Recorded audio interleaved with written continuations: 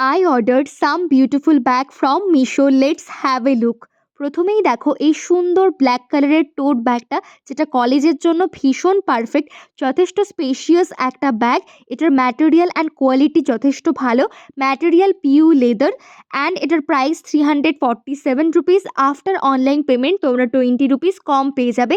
And এখানে একটা বোতাম তোমরা পাবে, যেটার কোয়ালিটিও যথেষ্ট ভালো।